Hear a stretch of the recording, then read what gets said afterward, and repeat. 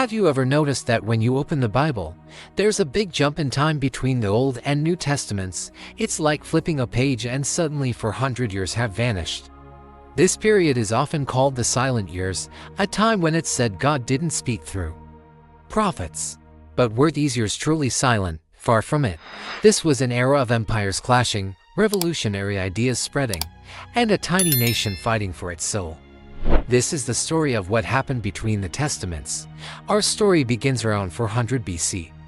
Right after the last book of the Old Testament, Malachi, was written. The Persian Empire ruled the land, and for the Jewish people who had returned from exile in Babylon, life was relatively peaceful. They rebuilt their temple in Jerusalem and were allowed to practice their faith. But on the horizon, a storm was brewing. A young, ambitious leader from Macedonia was about to change the world forever, Alexander the Great. In just over a decade, Alexander's armies swept across the known world, conquering the mighty Persian Empire. This wasn't just a military conquest, it was a cultural one. Alexander was a huge fan of Greek culture, and he wanted to spread it everywhere. This process, known as Hellenization, brought Greek language, philosophy, art, and religion to every corner of his empire, including Judea. The Hebrew scriptures were even translated into Greek, creating the Septuagint, a version that would become incredibly important for early Christians. But after Alexander's sudden death, his vast empire was torn apart by his generals, the Diadochi. For the next century and a half, Judea became a geopolitical football, kicked back and forth between two powerful dynasties, the Ptolemies in Egypt and the Seleucids in Syria. At first, under the Ptolemies, life was manageable, but when the Seleucids took control, things took a dark turn. Enter Antiochus IV, who called himself Epiphanes, meaning God manifest. He was determined to completely Hellenize the Jewish people and stamp out their unique faith. He outlawed Jewish traditions like circumcision and Sabbath observance. He desecrated the Holy Temple in Jerusalem by sacrificing a pig on the altar and setting up a statue of Zeus. It was a profound crisis of faith and identity for the Jewish people. Would their way of life be erased forever? Just when all seemed lost, the spark of rebellion ignited.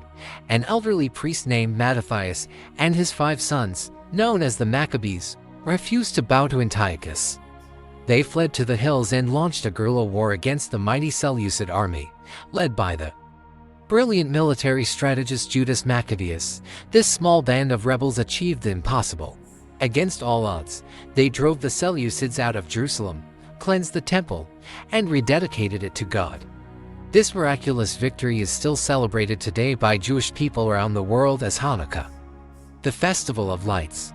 The Maccabean revolt led to a brief period of Jewish independence under the Hasmonean dynasty. For about a century, Judea was a sovereign nation once again.